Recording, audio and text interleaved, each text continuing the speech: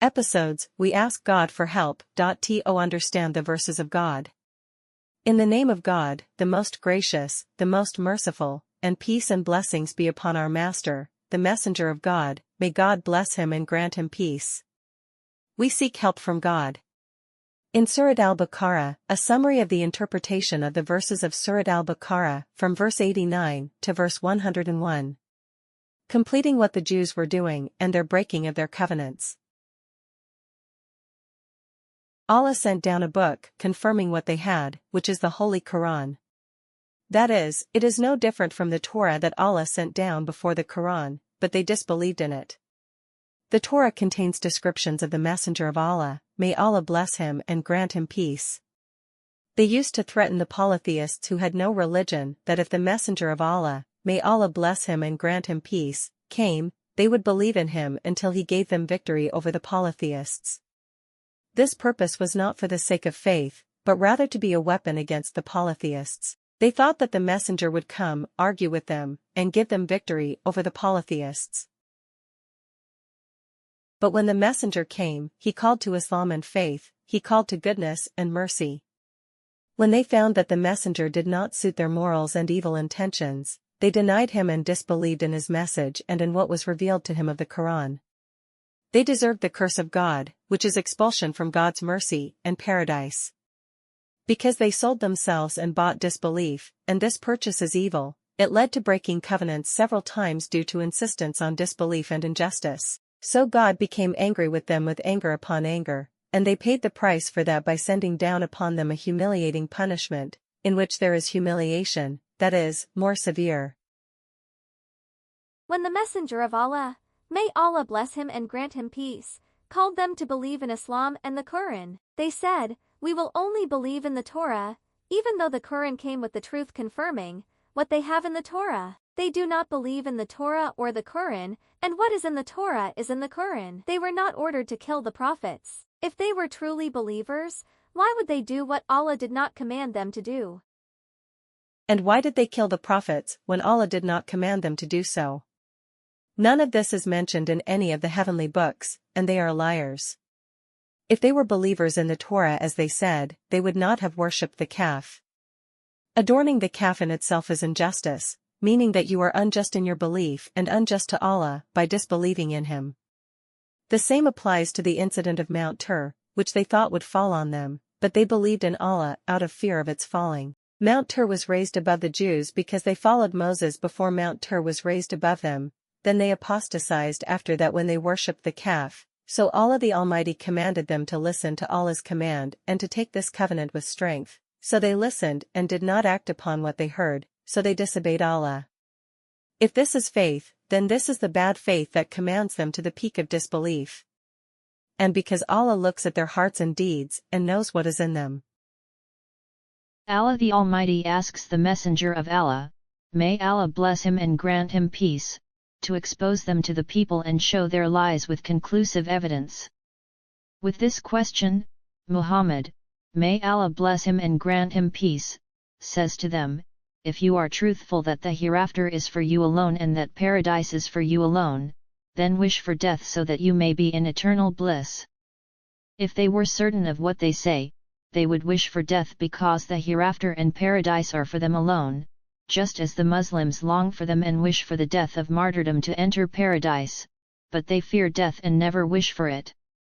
They wish to live 1,000 years, and if they live 1,000 years or for life, they will not be saved from Allah's punishment. Because they are more eager for the transient world than the polytheists who have no religion. The strange thing is that the Jew has a book that should not be equal to the polytheists, but in all cases, they and the polytheists are eager to remain even in humiliation.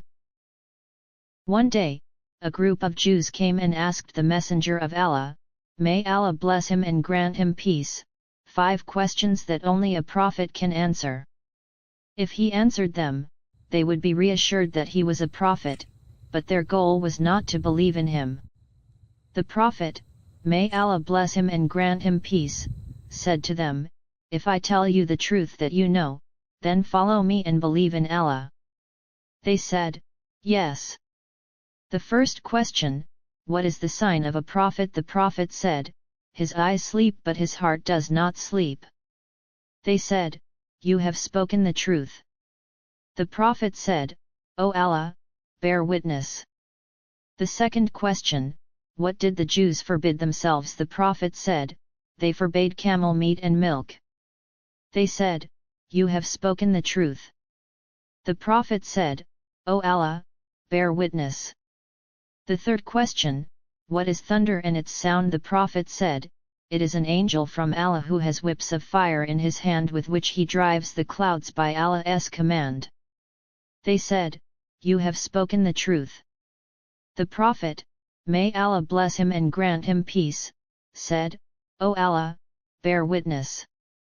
The fourth question, what are the causes for a woman to give birth to a boy and a woman to give birth to a girl? The prophet answered, if it increases the man's water or semen, the woman gives birth to a male. However, if the woman's water exceeds the man's water, the woman gives birth to a female. They said, you have spoken the truth. The prophet said, O Allah, bear witness. The fifth and final question, who sent down the revelation to you? He said, Gabriel. They said, he is our enemy, we do not love him, but we love Michael. As I said, and as is their custom, despite all his answers indicating that he is the prophet, they did not fulfill their promise to believe in Allah and his messenger, but rather they broke their promise to the prophet. So the verse was revealed that whoever is hostile to the angels of Allah is hostile to Allah.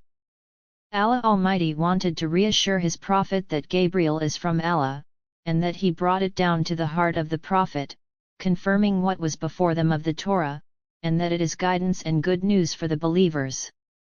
So Allah ruled that they are disbelievers, and whoever opposes them has opposed Allah, and whoever opposes Allah is at the peak of disbelief.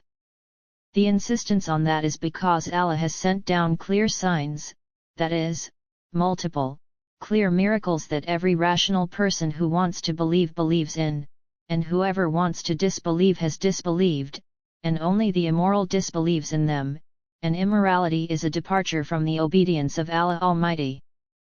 They constantly break the covenants, and most of them do not believe. They are a group of immoral people who turn away from Allah's command and break all the covenants after their belief. They turn away, retreat, and break the covenants and do not pay attention to the messenger whose descriptions are mentioned in their books and that they apply to him. Rather, they throw the book of Allah behind their backs as if they do not know anything about it. We will meet in the next episode with the rest of the verses, God willing.